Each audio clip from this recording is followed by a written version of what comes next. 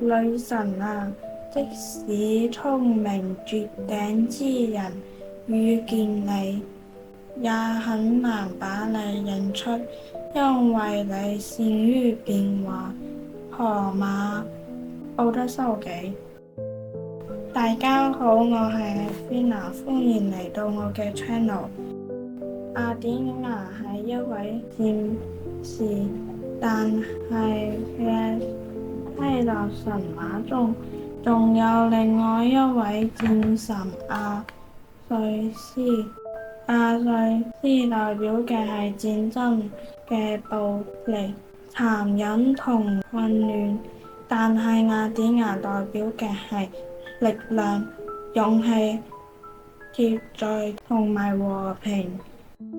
雅典娜唔鍾意主動打仗，佢會利用佢嘅航海技術、騎術、手工藝呢啲嘅去幫助佢喺外嘅人，激發佢哋嘅戰鬥能力。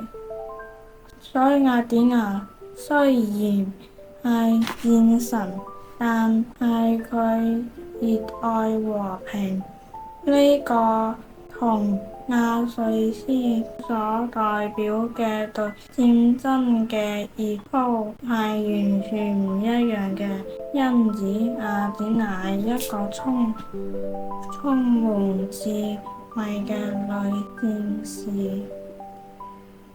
雅典娜有兩個好厲害嘅叔叔，一個係管治大海嘅波塞冬，另外一個係管治冥界哈迪斯。雅典娜同安哥波塞冬係競爭關係，有一座新嘅城邦要選出一位守護神。雅典娜同埋波塞冬都想有呢個榮譽，於是佢哋就進行咗一場比賽。蘇蘇用佢嘅三叉戟敲擊地面，變出一匹強壯嘅戰馬。雅典娜變出咗一棵橄欖樹，象徵住和平、財富同埋智慧。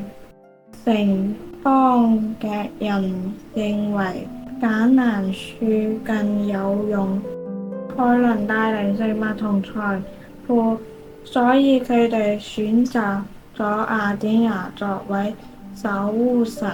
呢個城市就叫做雅典。另外一位叔叔係冥王哈迪斯，佢係掌管地下世界嘅。雅典娜好少同呢位叔叔有交集，因為雅典娜係光明嘅人類文明延續，而呢位叔叔係黑暗嘅死亡同地下秩序。不過佢哋始終都係一家人，如果有機會見面，雅典娜都會同佢打招呼嘅。今日嘅故事就到呢度啦，我哋下個視頻見，拜拜。